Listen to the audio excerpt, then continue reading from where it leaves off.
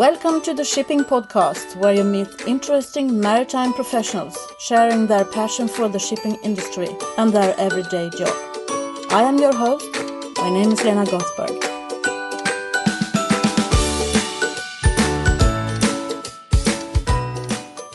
Welcome back to the Shipping Podcast. As you know, my purpose with the podcast is to throw some limelight on the shipping industry. That means that I want to have all aspects of the shipping cluster represented within the podcast episodes. So this time, I went to a forwarding company called DB Schenker, which probably is very well known to you, and I met a maritime professional. As important it is to show all the aspects of the shipping cluster, I want to show the spectrum of professions within our industry. So this time, the focus will be on human resources, HR. I would like to present to you Yvonne Pokropek, HR Director, DB Schenker, Region North and East. Before we start, I would like to apologize. This episode contains one swear word, which I hope you don't feel uncomfortable with. It's a matter of speech, and it's in a context where I definitely hope that no one will get upset. So let's listen to Yvonne Pokropek talking about leadership and women in boardrooms and so on. We start by listening to her CV. Please enjoy. Today I'm visiting with Yvonne Pokropek. Welcome to the show, Yvonne. Who are you? Well, when I normally present myself in this kind of situations, I start with showing them this picture. And it's a picture about, a housewife, because that could have been me. I met my former husband when I was 16. And started to have that kind of life and was quite comfortable with that. We had all our friends was 10 years older. I had children, and that was the aim of my life until I was 23 and realized that I have probably missed the whole thing. And I divorced and I started to think about my career. I hadn't really thought about career until that moment, to be honest. I had worked in the Port of Gothenburg, which was at that time the stevedoring company, since I was 20. Doing what? Doing operational admin, you could say. Yeah, you'd make the list for loading and unloading the big vessels that comes to the port. I also worked with taking care of the truck drivers coming with the goods to the Gothenburg port. So I also realized that perhaps that was not what I wanted to continue with the rest of my life. Didn't really know what to do. But then I was offered to be chairman of the union, white-collar union, in the stevedoring company. I was 24 at that time. The first woman ever having that kind of task, and I hadn't a clue what it would be all about, but I thought perhaps I will learn something. Probably I will learn something, and I said yes. And this was the time when we merged the Port of Gothenburg, the authority part. When was that in year? This was 83. Okay. But between 83 and 85 we worked with that, you could say. So I had a full-time work as the chairman of this union, and we negotiated a lot, of course. There was a lot of unions that should be merged and decisions taken about who should do what. So this was quite challenging, but also, as I had hoped, I learned a lot. And when this was done in the end of 84, I was offered a job as an HR business partner, you could call it. And I said yes to that. I had at that time met my new husband. We were not married, but my new spouse, you could say. I was also, in this case, the first woman ever having that kind of position in the port. I was still quite young. I was 27 now. And you could still say in those days that, well, since you now have gotten that kind of job, first female and everything, of course you can't get children for some time. You understand that, don't you? Yeah. So, okay, I accepted that. And to be honest, I was not really sure if I should have any kids at all. My mother was at home the whole time I was a kid, and that was a fantastic situation, of course, from a kid's perspective. And therefore I thought that perhaps that is what you should do if you have kids, and that is not anything I can do. So I sort of choosing to not have kids at that time. But then when you start to become more than 30, you realize that I have not so many years left where I can choose. And then we decided, my husband and I, that we should have one kid. Going back to my career then, I continued to work in the port for quite many years, 24 years. Wow. Actually. And so you must have liked it there then? I definitely liked it. I liked the atmosphere, and I also had a very good career development, you could say. So I was HR business partner to begin with. Then I was responsible for training and development. After that, I became the HR manager in the biggest part of the port, Skandiahamnen, reporting to the manager for that part instead of into HR. So that was a new setup, was also very exciting. And in the end of my career in the port, I was head of industrial relations, you call it. And that meant actually that I had all the HR business partners reporting to me, payroll, more or less everything. But I reported then to the HR director of HR. As I say, it was very interesting. Working with negotiations in the ports is very challenging. During this time, we had, and we still have, as far as I understand it, two competing unions for the dockers. They were not very fond of each other, to put it that way. It was quite hard to find a way to develop things, because if one said yes, the other one said no, and so on. But what I am proud of, at least, is that I managed to start having negotiations with them both in the same room, which was not something that had happened so often before that. But, I mean, it was constant contacts, constant building relationship. But and how many employees were there in the port at that time? In the port at that time, I think there must have been like 1,500 perhaps. But we also decreased throughout the years. So I think when I left, a little bit more than 1,000, I think, something like that. It was a constant development into being more efficient, working in different ways. And how come you left?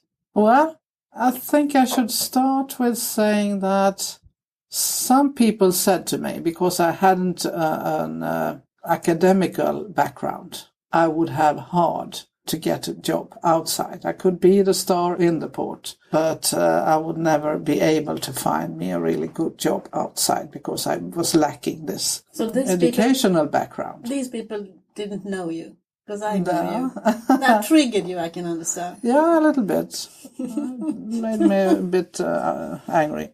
But then I was actually approached by a headhunter. And this must have been end of the 90s, 99, I think, 2000 perhaps. It was a job as an HR director for a company, a brewery company. But in the end, that didn't happen for many different reasons. But of course, then I realized that perhaps that is wrong. I am actually someone that could have a career also outside Port of Gothenburg. And I also felt that, retiring in the same company you started once, is that really something that you should be proud of? Could be, but I wanted something more. And I also had a feeling that it would be hard for me to take the final step, because I wanted to be the HR director, of course. And that should not happen in short term, at least. So I started to look around. And I handed in an application for a job as the HR manager for the site in Gothenburg for LEAR Corporation.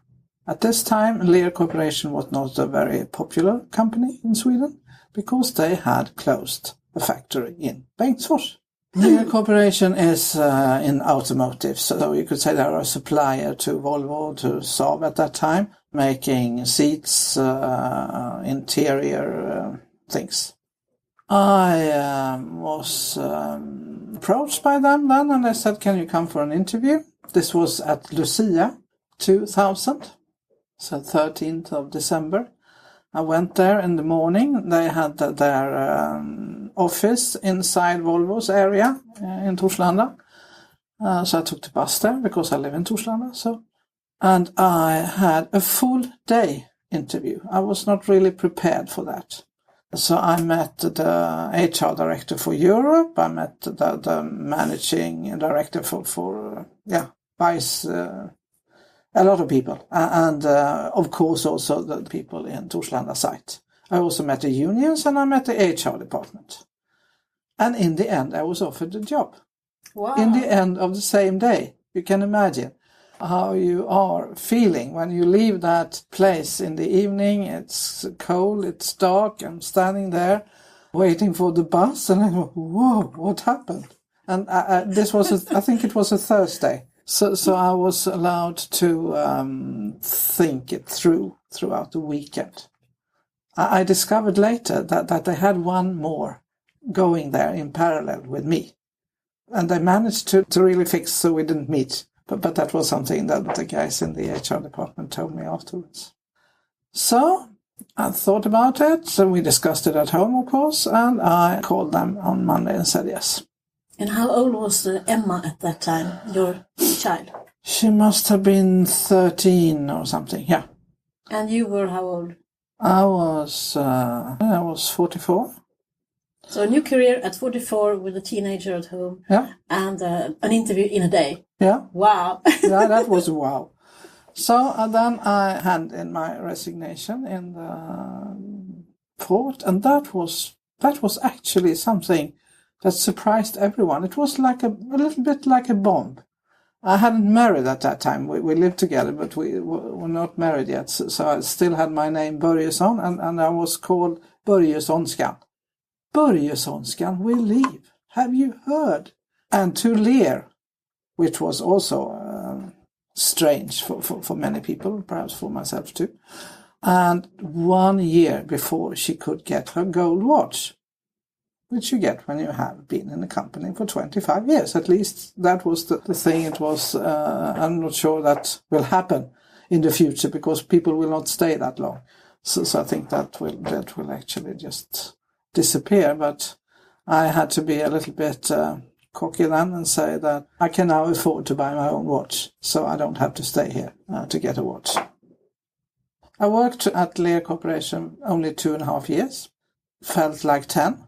It's a very interesting company. I learned a lot. First of all, I realized that everything will need to happen in English. Of course, we have studied English, all of us in Sweden. And of course, port is some sort of an international environment, but not for HR really. So I was not using English that much in the port. And now I realize I have to use English all the time because we had a management team in Gothenburg coming from, I think, 9 different countries. So that was diverse. And we had to use English, of course. So I was sitting at my desk before every meeting, prepared myself. First 2-3 months, I think I did that, before you feel that, okay, now I know it. And I have to create trainings in English. I did everything in English. It was very, very interesting culture. I remember one of the guys coming from US said that this is not a typical American company, to be honest. This is a typical LEAR company. And LEAR is a little bit like still mums and pups shop at home. But unfortunately, as it has grown a little bit too much to steer it in that way, but it's still steered in that way. So that was the challenge, I would say, in the company. Another challenge was that we were not profitable. So we always had to fight for getting the money for develop new things for Volvo and for Saab. But it was a very, very interesting company to work for. And what I was proud of was that before I worked there, they had no one who were allowed to comment to newspaper, to media about LEAR. They were always having to send them to someone in Southfield, close to Detroit, which haven't a clue about Sweden or any of the places we had here. So I think that was part of the reason why we had a bad reputation, was that no one actually had The possibility to say that what the unions say, for instance, is perhaps not really true, because this is also a way you can look at it. But then I also became the head of information and communication. So I was very media trained. I spoke with journalists every day because we had plants in places where we were the biggest employer in that place. And then you are important. It's important even if you want to paint your new plant in a new color, it will come in the newspaper because that is a big event in that place, wherever it is, Tanumshede or Tidaholm and that kind of places. So I learned a lot. I also learned to create trust towards the unions because they were very, very suspicious to begin with, but we had a really, really good relationship in the end, and I'm really proud that I got really good, nice presents from the unions when I left. So how many people were employed at that time? I think we were 4,000 spread out then in 5 different sites. We had 6 when I started, but we sold 1. So it was Färgelanda, Trollhättan, Göteborg, Tidaholm, Tanumshede. It sounds like if you were thrown in at the deep end and you just learned how to swim. Yeah, absolutely. I hadn't a clue if I could swim to begin with. So it was a bit of a scary thing, to be honest. But what doesn't kill you makes you stronger, isn't that what you say? And I think that was happening to me too. And I was really happy when my husband, he was in this kind of place where you leave your car for service. And the guy working there said, Pokropek. Not many people can have the name Pokropek, can they? No, we are, to be honest, we are just 3 in this country, he said.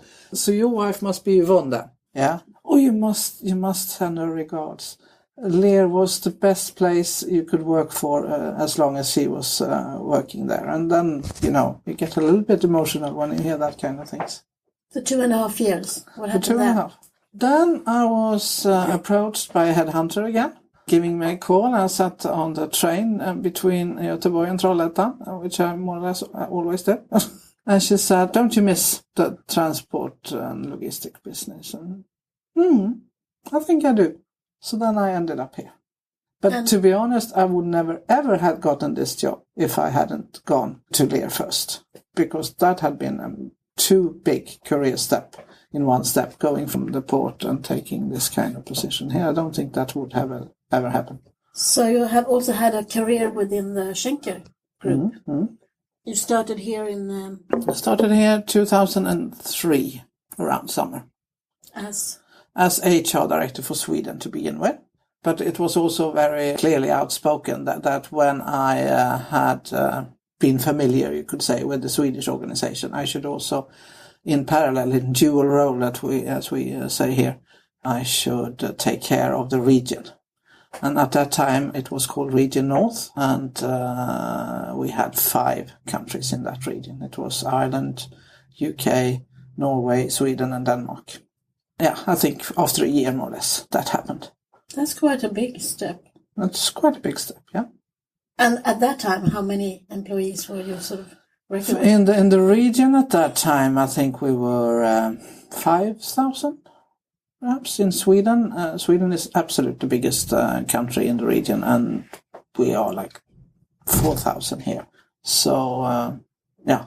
Now, I think actually we were 6,000 total in the region. And a lot of unions then? When it comes to unions, I would say that Sweden and Norway are unionized. The other countries are not even Denmark, and not in our company.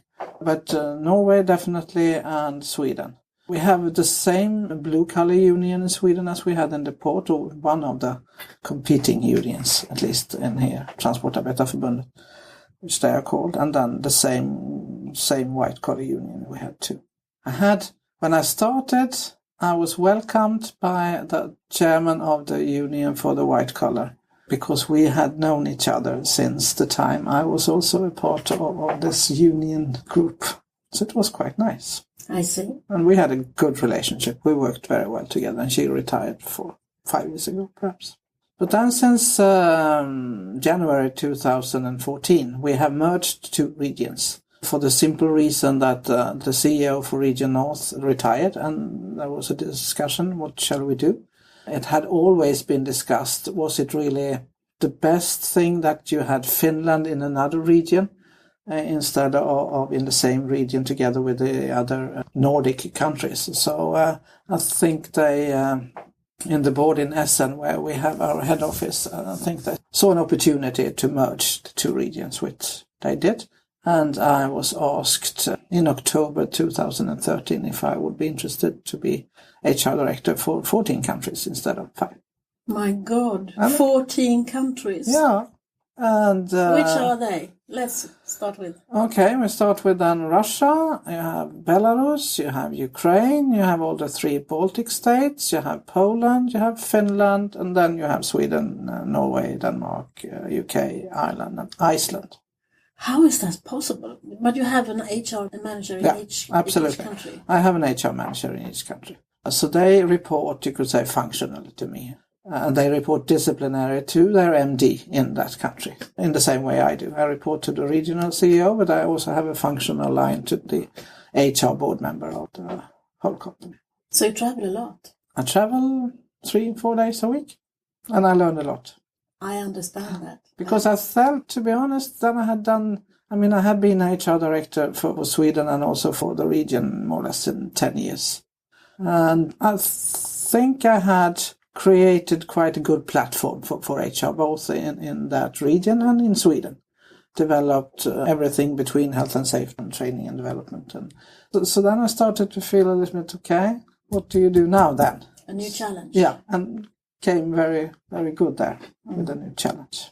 So what's the biggest difference between HR in a port and in a forwarder company like this? To be honest, not very much, I would say. I think that HR is one of the roles you can have a little bit regardless what kind of background you have, in the sense that you don't have to be in the same business. If you're a forwarder, perhaps it's hard to step into a totally different career. You can do it, of course, but it's a bigger step. But HR is people. We are in people's business in the freight forwarding and logistics world. You are in people's business in the port too. If you don't have motivated people, you are not successful. How do you motivate people?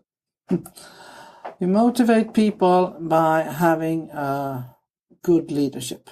A leadership where you delegate, give trust. I heard one of my colleagues from France saying something really, really good, because we were discussing a big merge they had done in France. And I said, how have you coped with all this? And then he said, you have to trust people before you know you can trust them. And I really like that. So I quote that once in a while, because I think that's such a good way to put it. Yeah, I agree. So you actually need to show that you are able to trust. I also have another contact who once said, if you don't delegate to people, you actually hinder them to develop. So you don't give them the opportunity to develop. So if you want to develop people, if you want them to feel motivated, you should also see to it that they are constantly challenged, I would say. That doesn't mean that the same challenge works for everyone. And perhaps you need a smaller challenge for some people and a bigger for others. And that is also one part of the leadership, that you can see that. And that you can see that some people need more visibility, others don't have that kind of need. But that's your task to see that. So for me, leadership is the one and biggest part in this. And you need to develop people too. Do you have a leadership program in place? Yeah, we have. I would say that Sweden is very professional as a country in our company, having developed a lot of different programs. But we also have regional leadership programs, and I'm facilitating one of them myself together with external help. Because I want to also follow, I think that is one of my tasks, is to see to it that we have the right people in the right place in the management positions. And then I need to be able to follow our high potentials. So that's why I'm facilitating that kind of program myself. How long is the program? 1.5 years, 6 workshops, 3 days each throughout 1.5 years. So how many people are attending that? 16. We normally have 16 participants, normally coming from between 8 and 10 different countries. Sounds very interesting. It's very interesting. Mm. I also know that you are, I wouldn't say feminist, maybe you should say that if you are. But I mean, you're very into the development of women and women's rights and so on. Yeah. So am I. So for us, it's not anything strange. So you attended one of the governmental-led... I did. The Styrelse i Kraft, yes. Think about that. I think that was an interesting experience. To be honest, I think that the first round, you could say, they had in Gothenburg, which I participated in, was a little bit badly run, especially from the people coming from Stockholm. Then we had another facilitator from Gothenburg, and she steered it up a little bit. But it could have been better, to be honest. And I also have heard that it has been better after I participated. So that was the government trying to get more women on boards. To be honest, I'm not sure that really worked out. I mean, what worked out was, of course, that we got a network. I think quite often that is one of the biggest opportunities you get in that kind of event. And we also got some sort of a training. I'm not sure that very many has gotten any seat in the board because of that, in the supervisory board. I'm not sure. One of our friends has got her own company just doing board. That's true. But I mean, I can't say it was a great success in that sense. What does success look like, do you think? What went wrong? I mean, maybe we could contribute to the coming generations in a way. If we are... Because in a way, you are a role model for younger women. So am I in my own little corner. But you are, because you're more visible. But I don't think that they made us that visible, to be honest. I can't really see that. Okay. They could have done more around trying to get articles in the newspapers, perhaps some sort of a TV thing or something. I don't think they made us that visible. Then I must admit, for my own situation I have today, it's hard for me, to be honest, to take that kind of role in a supervisory board. I am a part of supervisory boards within the company because we have some legal entities here in Sweden. But that is not really the same thing. And for me, traveling as much as I do, it's really hard to take that kind of role. So that could perhaps also have been something more to think about when they offered these seats, that people should be more able, perhaps, to take that kind of roles. But then I also think that I don't think myself that it is to be a part of the supervisory board as a woman that will make the biggest change, because I think you need to concentrate on the top management. That's where you have to start, because you will never ever get enough experienced women to choose from if you don't have any in the management teams, because that's normally where you choose people from. I must say that I think that quotation is the only way to get a really immediate, fast result. So you have reached that point. I haven't reached that point yet. Yeah, I think it's obvious. It's obvious that man has used quotation the last 200 years. Yeah, we are playing golf together. Can't you sit in my board? Is that because you are experienced in something else than golf? Probably not. No. Or maybe they are experienced because they can find the time to play golf. Probably. I don't know. I think that is a way of quotation, at least, as I see it. And then I read something that Margot Wallström had said in Dagens Industri, I think it's at least a year ago, when they were talking about this glass ceiling. She said there is no glass ceiling. There's just a thick layer of men. Yeah. So how do you work with that within the company? I know you have a program for diversity. Could you please talk a little bit about that? Yeah, we have a diversity plan in Sweden. We also have today the company globally has started to focus more on getting more women into management positions. So we have a mentor program for people we think can become a country MD, where we have 50-50 participants, male, female. We have another mentoring program running in the regions, but the initiative comes from corporate, where we have only women participating who we think can take a role as a branch manager or equivalent. You could say middle management then, because you have to build from under to get there. If you want people to take a next career step as a woman, there must be a woman to begin with somewhere who can take a step. So you have to build from the bottom and up.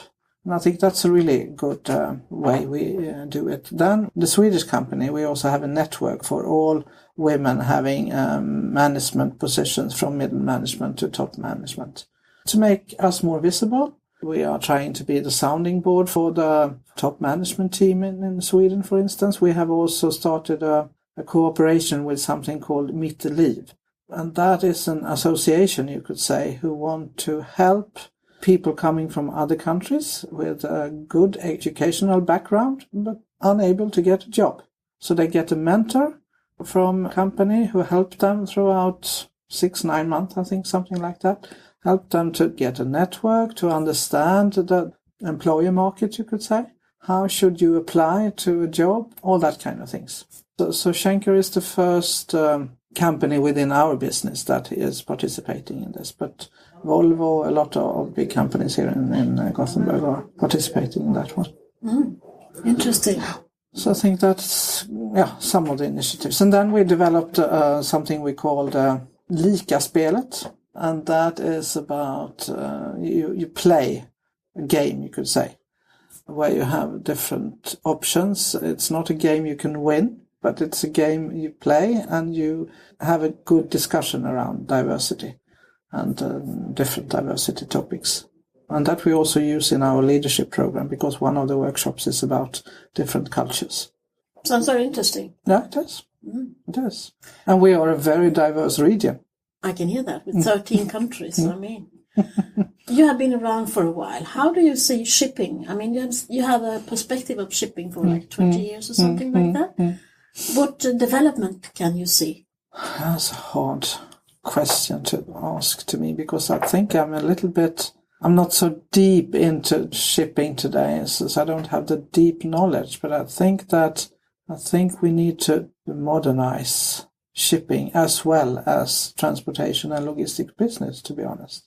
If I look at the business from where I am, and that goes for ocean too then, because since we are freight forwarders within ocean, I'd say that we have been successful doing more or less the same thing for many, many years, but now it doesn't really work any longer. And that is the biggest challenge we have, to think out of this famous box, which is very easy to say, awfully hard to do. Because if you have done something for like 20 years, it has worked, and now someone said you have to do differently. How can I then come up with something differently? So I think what we need people also from outside of our business who could come and ask us all the silly questions, because then we start to think, why are we doing this in this way actually? Because we don't think about it ourselves, we just do it because it has worked, but now it's not really working any longer. So I think that to be successful long term, we definitely need to be more diverse in many aspects. We need to have both men and women working there. We need to have different ages. We need to have people from other countries with other views. And I also think that we should not only hire people from our own business. We should look outside. It's so interesting because after I started this podcast, I've only been doing this for 2 months or something. I get all these people contacting me saying, I know something outside the box and it's innovating and it's so good to find someone who does that. So all of a sudden I find myself more or less like a spokesperson for these people, which is very interesting. I haven't heard about them before. I stood up and said, listen to the podcast. And then everyone says, wow, finally. That's very interesting. So I think you're quite right. And also I think maybe we will need more other competences that is not within the business today to actually develop for the future. I think one thing from an HR perspective, which is important to do, is not to, when you get an open position, because someone has left, regardless of reason, we often think we need a new same. Instead of thinking, what will we need in 5 years' time? and what kind of profile should that person have to meet that expectation. And try to think, not to think about who had it before, and then try to create a job profile for the future instead. And how many managers do you think like that? Quite few, especially because they are stressed and they need to have someone new just now because they are panicking. So unfortunately, we have to work on that. But when you work with HR, you don't need patience. You need endless patience. Oh, I see. Yeah. So we're working on that. And, in 20 years' time, perhaps, I will not see it. I'm not that young any longer, but hopefully we will see some change. Oh, but you have to be patient. I hope it will happen before 20 years, because otherwise we're lost. Could be. The paradigm is now. It's happening right now. That's true. I ask the same question to every guest I have. We are talking about that in shipping, that we are so invisible. How do we become more visible to the general public? I think that, to be honest, we have a lot of focus on environment today. And if you look at it, transporting things on sea when possible instead of in air, which is really, really much less environmental friendly, and also on land with trucks. So I think that perhaps more brand the shipping part as the environmental choice could be one thing to do it. Yeah, I think you're right. Who would you be interested in listening to yourself if you were listening to the shipping podcast? Who do you think I should interview the next time? Well, unfortunately, the guy I absolutely would like to listen to is dead. That was Mackenzie Möller. That would have been nice. Oh, I'm sorry. Not even I can achieve that. You can't? No. Oh, that's bad. It would be interesting to listen to someone coming from Asia, being MD for a big shipping company in Asia, because Asia is the emerging part of the business in the world today. So I think that to try to understand what's their view on business, on future, everything. I think that would be really, really interesting. Okay. Thank you very much, Yvonne Pokropek. Thank you for your time. I am amazed of all the insightful and competent people I have the honor to speak to in the Shipping Podcast. It's an endless string of pearls. I'm also totally in love with the hardcore fans of the podcast. The ones encouraging me with comments, engaging in conversations on Facebook or emailing me. That is what it's all about, engaging and participating in a conversation about shipping. I would love more of you to step out of the anonymity and speak your mind. Please go to the Facebook page of the Shipping Podcast or comment on the website shippingpodcast.com.